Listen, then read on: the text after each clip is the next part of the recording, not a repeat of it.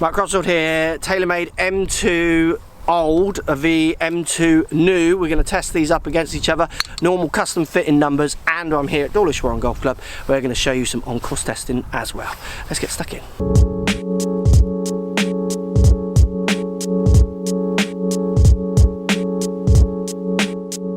So new M2 to old M2. You want to see full reviews on each of these clubs, you can on my channel. Just check back and search them. M2 2017, this one would be called, this one just M2, Taylormade M2. Very similar in their designs. You've got geoacoustic changes, some different material changes in the new one. What we're going to do is test them in the custom fit numbers, which I'll show you in a second, as well as out here on the course. Cosmetically very, very similar, just a little less white to the black showing on the new one, but very close in their looks as well. Let's have a look at the dry ball testing I captured in my custom fitting environment. So Taylormade M2 and Taylormade M2 2017, looking at the numbers, bottom one is the previous model, 263 carry, going up to the 2017 model at 262, very, very similar. Peaking height, the last year's one at 38, where in the 2017 one only 33, so obviously got a couple of lower hits in there, but still going out. Launching a degree higher in last year's model, which is interesting, and spinning a little bit less in this year's model, and then in last year's a little bit more, but like 200 revs, not much in it.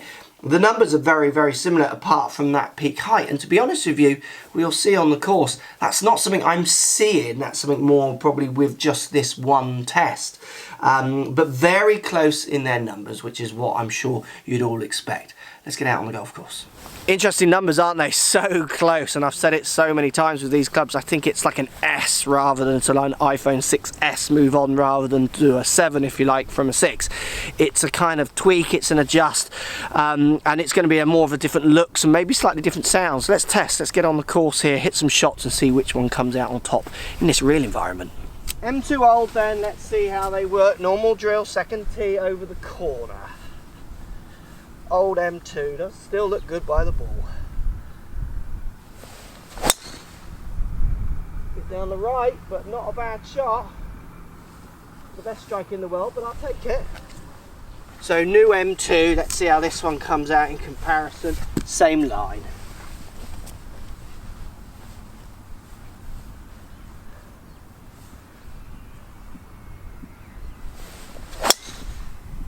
Yeah, that's perfect. I would be surprised if that new one isn't further through better quality of hit. Let's get up there and see. Right, old M1, slightly down the right, not my best hit, but an okay hit is here. And then new M1, which was a better hit, has snuck it, just snuck it here. Not much in those at all, which obviously the dry test numbers show as well. Let's get on another tee and see what happens with a few more. But very, very close, those two. So on the fourth hole now, more room, 2 fairways to hit at. Old M2 to start. Going to give them both a bit more of a hit.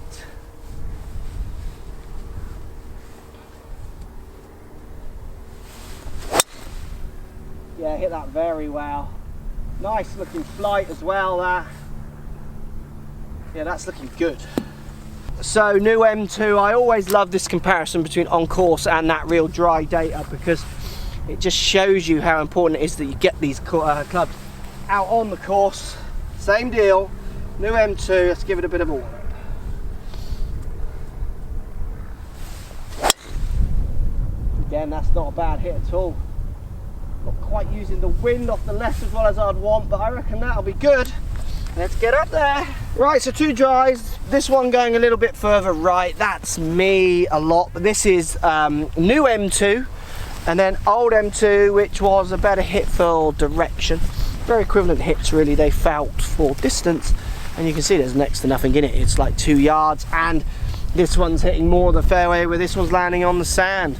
Not seeing much between them two at all, but I don't see that also as a problem. I see that more as a testament to Taylormade making some good clubs. They've got to change these clubs. There is a business world out there. These clubs have to evolve and develop. The brand has to evolve and develop. I think sometimes we forget that. So old M2 to start, 7th hole, Dawlish Warren. Line is pretty much the house in the distance, is the perfect line, but probably a good chance I might lose these balls. It's a very tight one, but what a great setting to finish on. Old M2 to start. Again, looks of both of these, it would be hard to choose between these, it really would.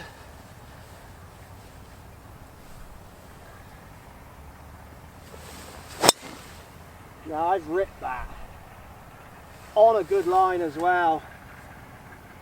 Looking forward to seeing where that one finishes. So new M2's turn, last shot. Can I keep this ball with me? It's a very tight drive. Again, picking between these two would be so much on cost for me, I think, because there's really so little in it. And then obviously the custom fittableness of it. The older ones, often you can't get them custom fit anymore. Pro shops aren't stocking them anymore, so it's such an important aspect of what you should be doing with your drivers. So that would play its part as well. Right, at the house.